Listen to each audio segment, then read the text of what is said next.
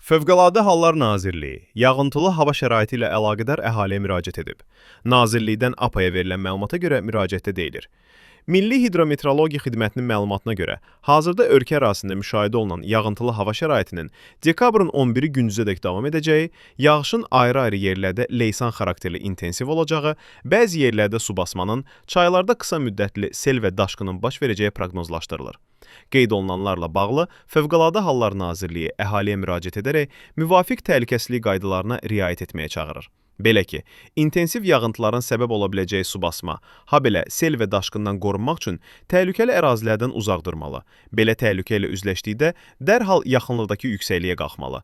Xilasedicilərin çağırış və tövsiyələrinə sözsüz əməl edilməlidir. Unutmayın, qaydalara biganəlik həyatımızda təhlükədir.